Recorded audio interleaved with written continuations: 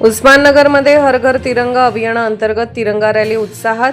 स्वातंत्र्याच्या अमृत महोत्सवानिमित्त सुरू करण्यात आलेल्या हर घर तिरंगा अभियानाअंतर्गत उस्माननगर येथे तिरंगा रॅली उत्साहात पार पडली.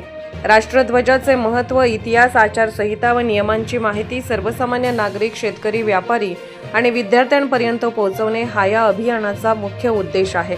मागील 4 वर्षापासून हर घर तिरंगा अभियान राबवले जात असून उस्माननगर मोठी लाठी येथे गत वर्षापासून तिरंगा रॅलीचे आयोजन केले जात आहे. यंदाच्या रॅलीत जिल्हा परिषद, केंद्रीय प्राथमिक शाळा, सम्राट अशोक प्राथमिक शाळा, त्रिमूर्ती माध्यमिक विद्यालय, समता माध्यमिक व उच्च माध्यमिक विद्यालय, युवा मिलिटरी अकॅडमीचे विद्यार्थी, ग्रामपंचायत अधिकारी, उस्माननगर पोलीस स्टेशनचे अधिकारी व तसेच ग्रामीण पत्रकार संघाचे पदाधिकारी सहभागी झाले होते. कार्यक्रमाच्या अध्यक्षस्थानी समता शिक्षण मंडळाचे संचालक श्यामसुंदर जागीरदार होते. प्रमुख पाहुणे म्हणून तुष वारकड गुरुजी उपस्थित होते.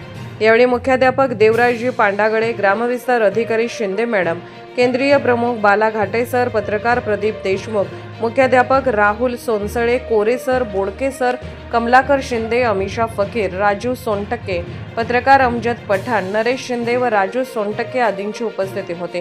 कार्यक्रमाचे सूत्रसंचालन प्राध्यापक विजय भिसे सर यांनी केले.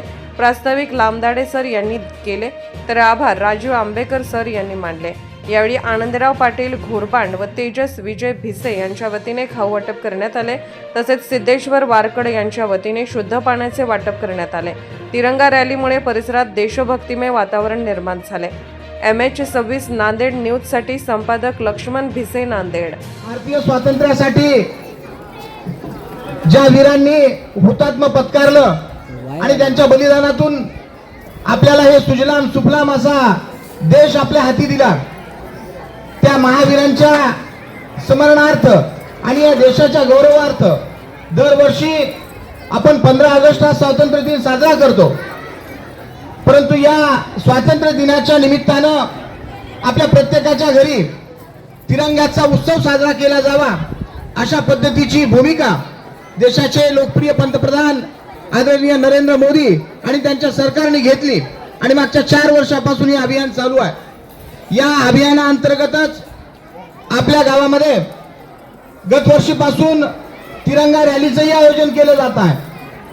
या तिरंगा रॅलीच्या संदर्भानं आणि जी काही आपली राष्ट्रीय अभिमानाची प्रतीक आहे, मग ज्या वंदे मातरम गीताला 150 वर्ष पूर्ण झालेली आहेत, ज्या जनगण मनानं आपल्या मनामध्ये राष्ट्रभक्तीचं पुल्लिंग उभारलं जातं, अशा या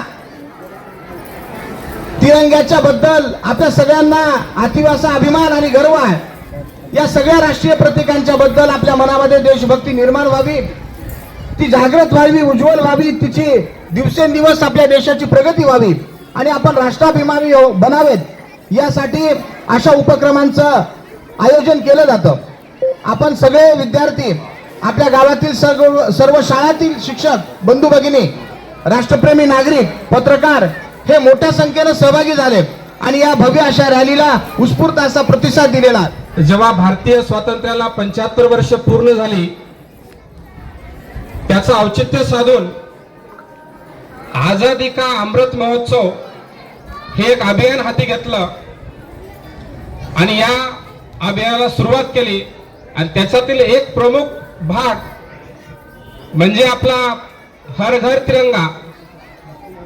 आणि ह्या तिरंगाचं महत्व, त्याची आचारसंहिता, त्याचे नियम आणि या तिरंग्याचा इतिहास सर्वसामान्य जनतेपर्यंत, शेतकरी वर्गापर्यंत, व्यापारी वर्गापर्यंत आणि सर्व विद्यार्थ्यांपर्यंत हा इतिहास पोहोचणे हा एक त्याच्या पाठीमागचा मुख्य उद्देश होता हर घर तिरंग्याचा. शाळा उस्माननगरचे मुख्याध्यापक, सर्व शिक्षक वृंद, खऱ्या अर्थानं आज आपल्या गावामध्ये भारतीय स्वातंत्र्य दिनानिमित्त ही जी रॅली आयोजित केलेली आहे ती अतिशय उत्स्फूर्त आणि भव्य दिव्य स्वरूपात ही रॅलीचं आयोजन आज करण्यात आलेलं आहे. आणि याचं सर्व श्रेय या ठिकाणी बसलेल्या माझ्या या चिमुकल्यांना जाते, कारण तुमच्या सहकार्याशिवाय ही रॅली या ठिकाणी सक्सेस झालेली आहे. खऱ्या अर्थानं या रॅली मागचा एकच उद्देश होता की आपल्या गावामध्ये आपल्या या तिरंग्याचं महत्व आपल्या या गावातील नागरिकांना आपल्याला जाणून द्यायचं होतं.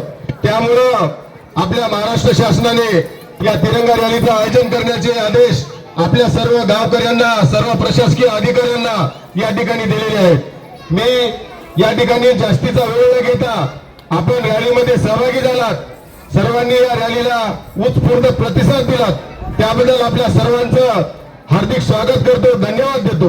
व्यासपीठ, सर्व शाळांचे मुख्याध्यापक, शिक्षक बंधू भगिनी, विद्यार्थी मित्रांनो, पत्रकार बंधूंनो, मी आपल्याला स्वातंत्र्य दिनानिमित्त सर्वांना लाख लाख शुभेच्छा देतो. विशेषतः आता देवराजींनी म्हटल्याप्रमाणे ही शोभा आपल्यामुळे आहे, त्यामुळे सर्व विद्यार्थ्यांचं पुन्हा एकदा अभिनंदन करतो. मी थांबतो. धन्यवाद.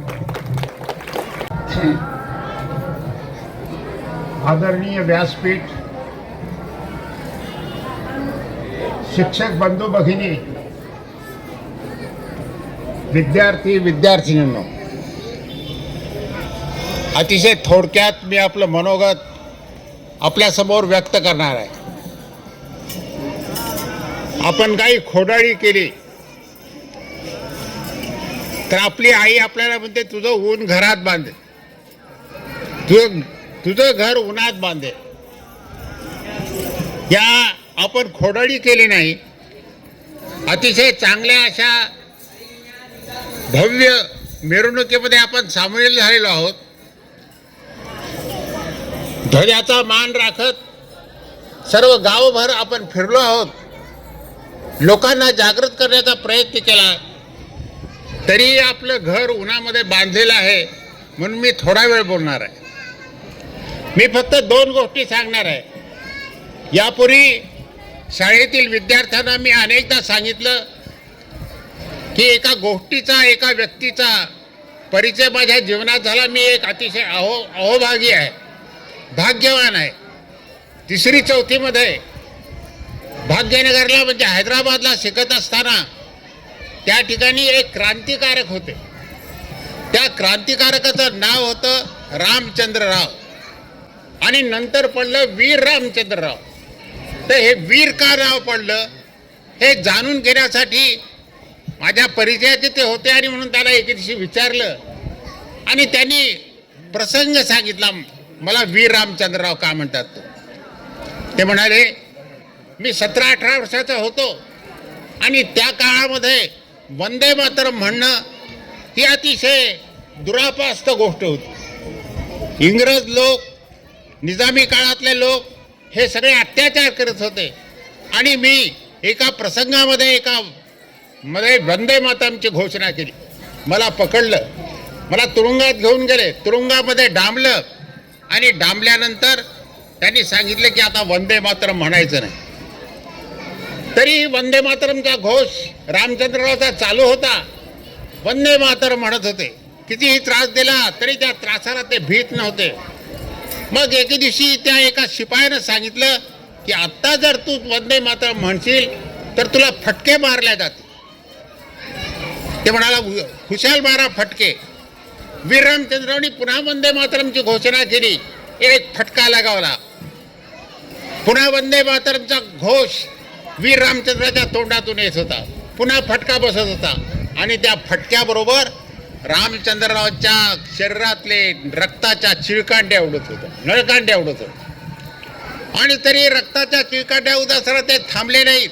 त्यांनी किती वेळा त्या पोलिसांनी, शेवटी पोलीस तो थकला, तो शिपाई थकला. 21 वेळा त्यांना फटके लगावले. 21 वेळा तुरुंगातून निघाले. असा हा त्रास आपल्या पूर्वजांनी या देशाकरता, या वंदे मातरम करता, या तिरंग्याकरता सोसलेला आहे. तो आपण ध्यानात ठेवला पाहिजे. त्याच्यासाठी हा दिवस आहे.